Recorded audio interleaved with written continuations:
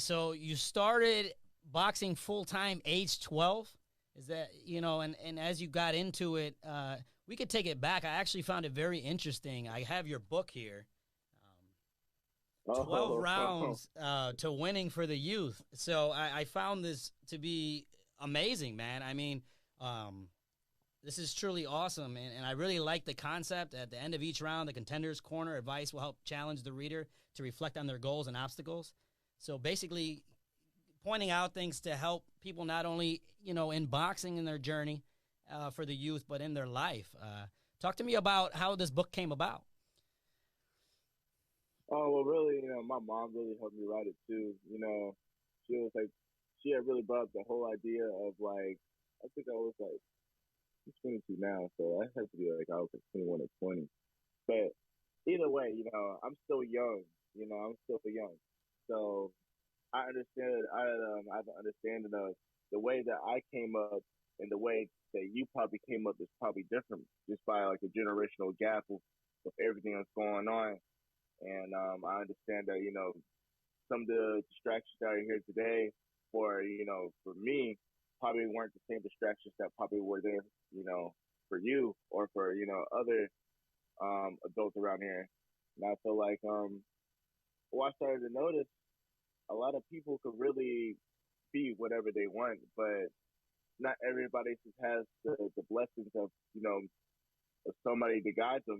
Sometimes only people need the knowledge, and they'll do it, but not everybody really has that.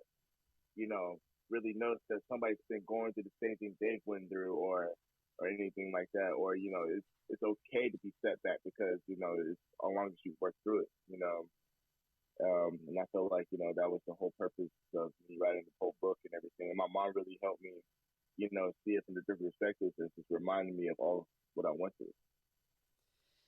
Definitely. As I'm reading, the first few chapters, I caught something that was pretty interesting. And I'll quote, when you are looking to be disciplined in one area of your life, there is usually evidence in other parts of your life that will determine how successful you will be, no matter what the task. What are your habits? Are they conducive to your discipline?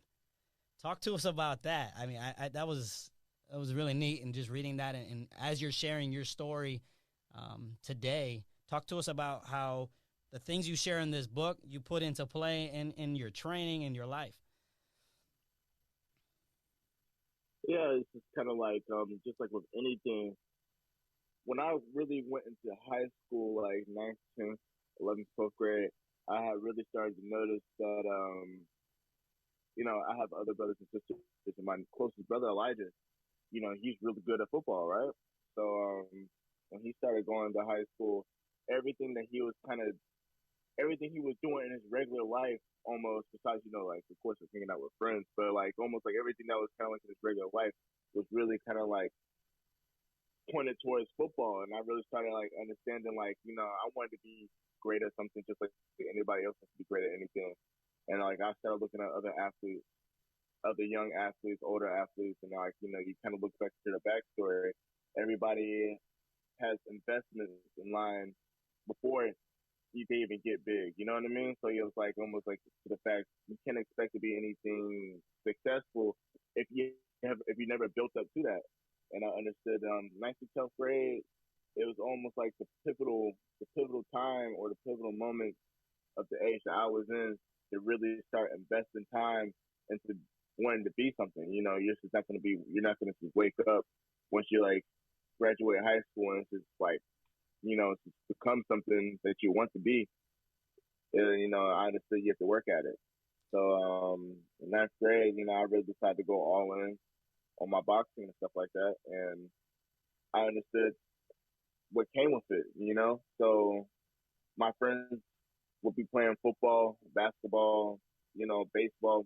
Those are all seasonal sports. So at the end of the day, they may not be able to hang out for like what, like 2 or 3 months out the year, but after that, they're always free to hang out because it's their season. But boxing, there's no season all year round. So I understood, like, going through high school, I wasn't going to always be able to hang out with friends or always be able to do the things I always wanted to do. Like, I missed out on prom, homecoming, like all 4 years except for my last year. I went to prom my last year, my senior year. But other than that, I was skipping that for boxing tournaments and training and stuff like that. I didn't have time to really be hanging out late nights with my friends or going to all the football games because I had, stuff to do, like as far as boxing. And I found all that conducive. But at the same time, when I was at that age, 16, 17, 15, stuff like that, it really didn't always make sense to me why I always had to sacrifice all my time. But when it came down to me, like really graduating high school and seeing where some of the other people were at and seeing where I was at myself, it really started making sense to like my sacrifices and time on why I couldn't do certain things because where I'm at now, it all played out at the end of the day.